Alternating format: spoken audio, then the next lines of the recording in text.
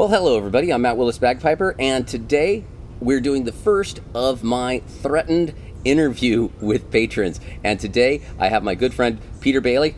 Hello, Matt. Good morning. So we're going to learn a little bit about this fine gentleman here. So we're going to get right to it. What was the moment that made you go, yeah, I'm learning bagpipes? Oh, wow. Well, that's a pretty big moment. So I got married in 2013, and I have a certain amount of Scottish heritage, and my wife has a good amount of Irish heritage. So we honeymooned in Ireland and Scotland. Seemed to make a lot of sense. We had a great trip, and we were there for 16 days. And on the very last day of the trip, we were in Edinburgh and walking down the Royal Mile, and as many people know, it's a big tourist place, and of course there's bagpipers out there busking. And I had played music as a kid. I played piano when I was very young, and brass instruments later in my life, through middle school and high school, but then nothing after that. And I didn't realize until this moment in Edinburgh that I had missed making music. And I was in love and feeling very Scottish at that moment and all that sort of stuff. And there's a guy playing bagpipes, and it just sort of hit me. I said, yes, I'm going to do that. And that was literally the moment. Wow. Well, I mean, not everyone actually has such a definitive, thing, just in talking to folks that a lot could be heritage or whatever. So it's kind of cool that you have that to really hold on to. So it answers the next one. Are you Scottish? Well, you've already answered that. But what is your Scottish lineage?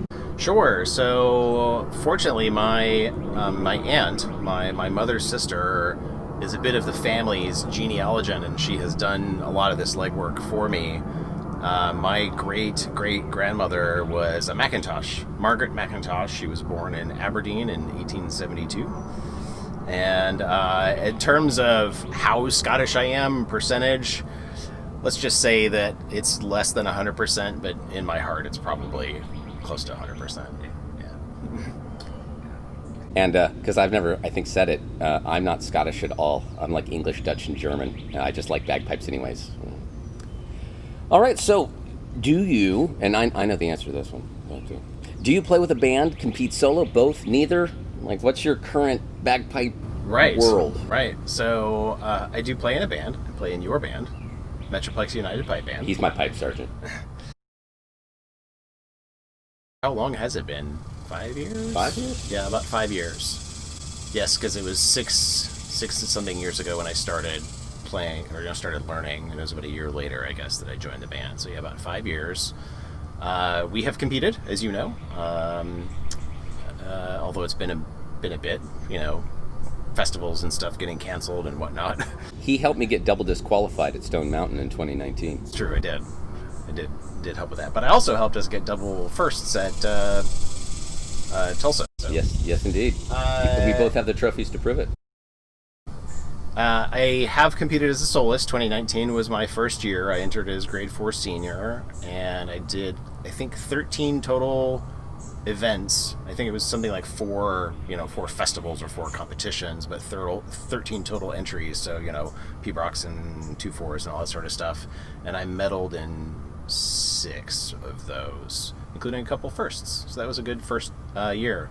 This year so far I've only done 1, and I think it's possibly going to be my only one this year, just because of the way things are in the world. It was a online, it was over Zoom. It was the Austin Pipe Solos, and I got a first in 2/4 March, a third in the Strathspey Reel, and I actually broke down on my P-Brock. That was my first breakdown. So yeah, humbling experience, but I suppose it happens to every competing piper at least once. If you're a competitive piper and you've never had a breakdown moment, comment below with your lie. I mean, with your story. Yeah, and I think I remember you saying you got an AGL as well. Yes, that's true. For the 2/4 March. Above grade level. I got an above grade level. The 2/4 I play is Alistair Gillies, a really, really fun 2/4 by Fred Morrison, who gave me the sheet music himself at Winter Storm a couple years ago. Also, pour one out for Winter Storm 2021 has been canceled. Pretty sad. But Jack Lee was the judge. So, the craziest place or event you have played the pipes? Interesting. Certainly one of the more amusing ones was, on paper, it looked like I was getting hired for a pool party, like a summer pool party. That was the kind of how the guy, when he first contacted me, sort of pitched the gig. When I got there, what it turns out that it was the neighborhood's 5th annual cornhole tournament. And they had a lot of sort of fun pastiche, if you will, around how there's an opening ceremonies. Let's just put it that way, right? There's an opening ceremonies, and the MC of the event read this big, ridiculous speech that is just chock full of movie quotes and pop culture references. And the very, very last line of that opening ceremony speech was so that we could look our enemies in the eyes and tell them while they may take our lives, they'll never take our freedom. And that was my cue to come in and start playing. So perhaps the most ridiculous event I've ever played was a cornhole tournament opening ceremony. And look up cornhole if you don't know what that is as a sport. That's right, you do have an international audience. People Yeah. are going to be like, what's he saying? Is that allowed on YouTube? Exactly. I don't know if this is getting through the filters. So you've already talked about your prior musical experience, so we'll go right over that. And to how has learning the pipes been different than you might have expected? Or has it? Has it been exactly what you thought? No, it's been different. I was unprepared for the, as we all do. In fact, I've got mine with me, right? As we all do. Start with a practice chanter. And there was some clumsiness there. It was the first open hold instrument I'd ever played. So that was within the realm of expected. But once I bought my bagpipes and transitioned to that, there was a physicality to that I did not expect. I very distinctly remember first getting them, putting them together, really, really excited to give them a go, and like blew my eyeballs out. And they were so difficult to play, I thought something was wrong. I was like, they've got to be leaking, or the reed's too open. Of course, these are things that I say about it now. At the time, I had no perspective of this. I didn't know what a reed being too open meant or anything like that. I was just like, wow, these are really hard to play. And I came to your house for my first lesson post getting them, and I was like, Matt, help me fix them.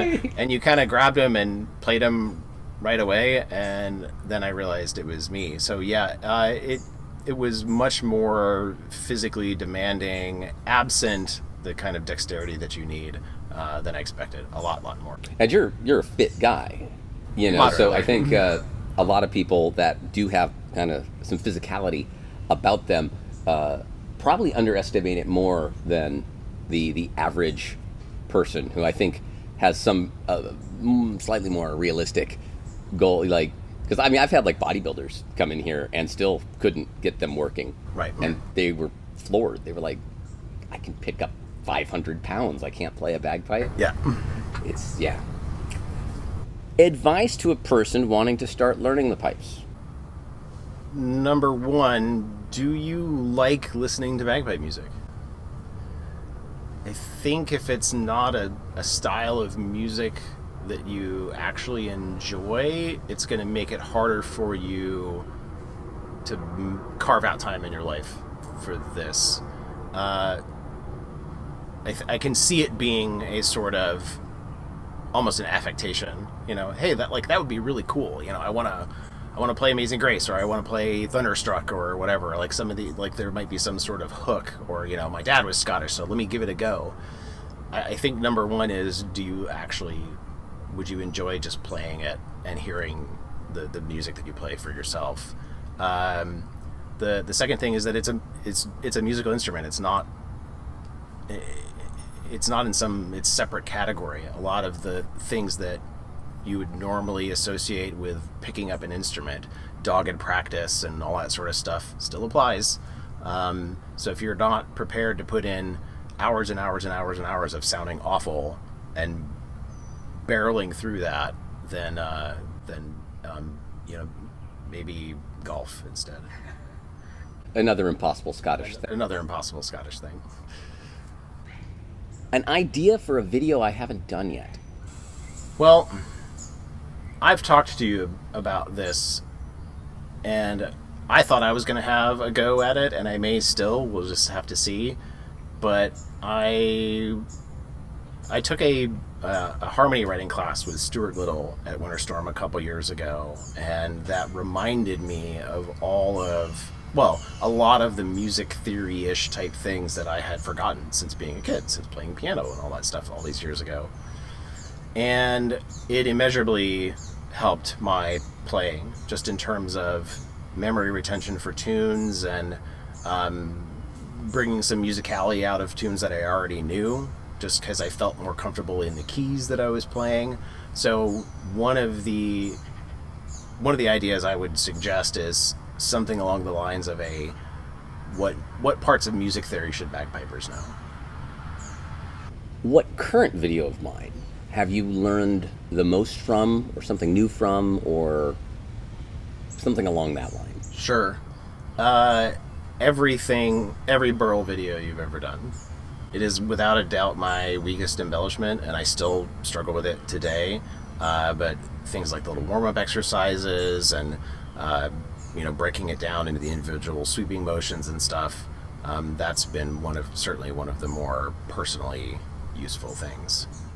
All right, other non-piping hobbies, and with that, have you had to give up any hobbies in pursuing this one?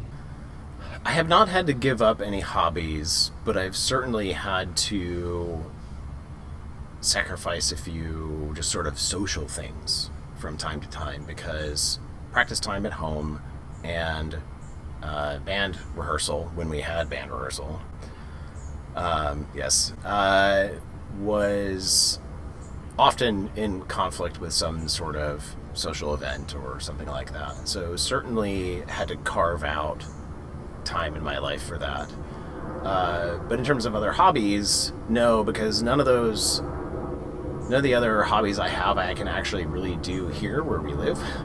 I love scuba diving, and there's quarries and some lakes around here. None of those are good for diving.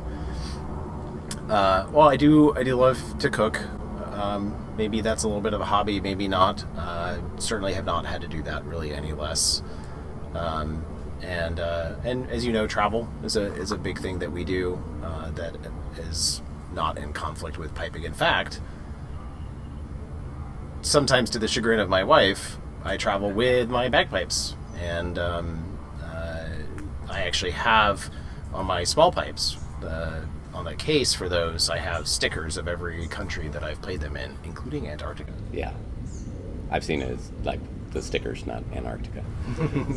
So yeah, but that was the next question: is your range of instruments? What do you play? What are your bagpipes? Sure. So I started with traditional Great Highland bagpipes. The set I own are McCallum AB4s.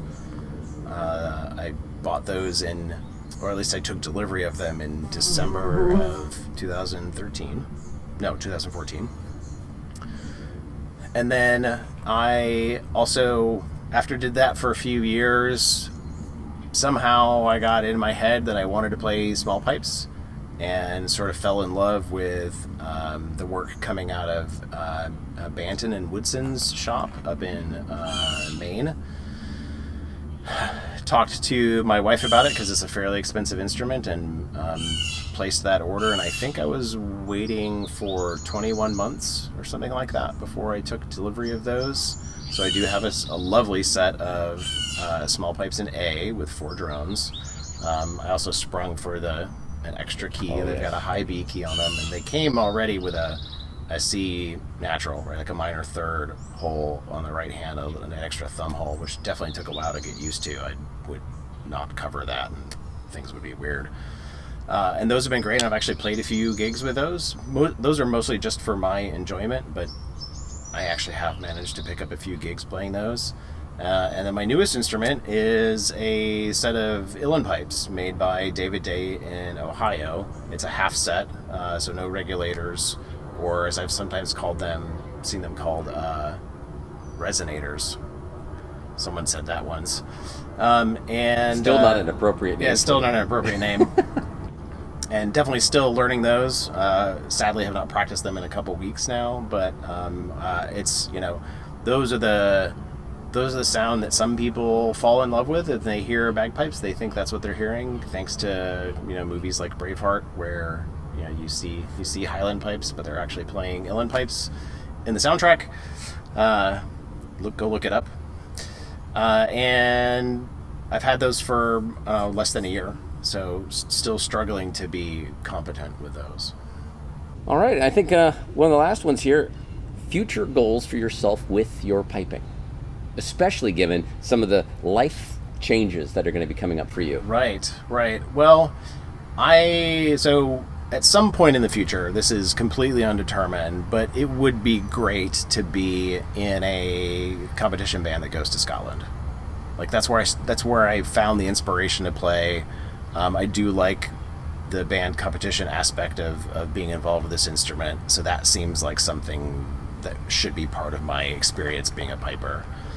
I would love to record again.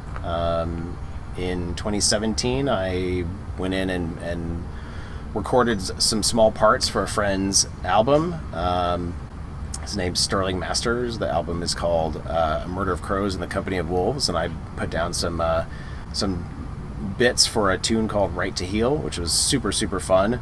I would love to do something like that again, perhaps even with the uilleann pipes once I'm good enough at those. And I would like to perhaps broaden my instrument reach just a little bit more. Whistles is something that I think would be fun to add, plus just infinitely more portable in terms of, taking one with me while I travel. So yeah, and speaking of travel, you're going to be traveling for life here pretty soon. Yes, so I did just get a new job. It's a fully remote position, so I work from home, and I have the company's blessing, as well as pretty sure, dear YouTube, pretty sure, 99% sure that I've got all of the sort of legal issues worked out, and I will be relocating to the Virgin Islands before the year is over. And there's a little bit of information if you sort of Google bagpipes and Virgin Islands, maybe every once in a while someone's had a wedding down there or something like that, but I don't think there's a really big piper that puts himself out there or herself out there for gigs. And so yeah, perhaps someday I'll be the official bagpiper of the Virgin Islands. That'd be pretty awesome. Well, anything else you want to throw out to the world here before we wrap this up? I don't think so, other than just perhaps to go back on what I said earlier, that if bagpiping is something that you like and that you want to get into, spend a minute listening to a bunch of different stuff and figure out what you want to get out of it in terms of the type of music you want to play. Do you want to be a competing piper? Do you want to be in a band? Is it just for you? And to your point about cutting out other hobbies or anything like that, do you have time in your life for bagpipes? And the support of your loved ones. Yes. Don't go into this assuming they're going to be okay with it, because they really might not be. Yep. And perhaps closing thoughts, or just follow this guy on YouTube. So yeah, this is the first in hopefully a long line of interviews. This one happens to be almost in person. I mean, we are social distancing pretty good right here. We'll go behind the camera over here, and he's over there because of the contagion that we will not name right now. But there, the white balance gets back to normal. So anyways, yes, so this is all thanks to the patrons that have been signing up, helping support the channel. I had the goal set that when I was up to $250 a month through Patreon, that I would start these interviews. I said one a month. I don't think that's probably going to be realistic, but I do want to keep doing them. This was a ton of fun. I'm looking actually forward to editing this and seeing how it all gets put together. So anyways, thanks to my patrons. Thanks to everybody who's watching and following the channel. And if you haven't, subscribed yet, great time to do it. Like the video, share with anybody else, and my thanks to my good friend, Pipe Sergeant Peter Bailey. All right, I'm Matt Willis Bagpiper. Until next time, guys. Cheers.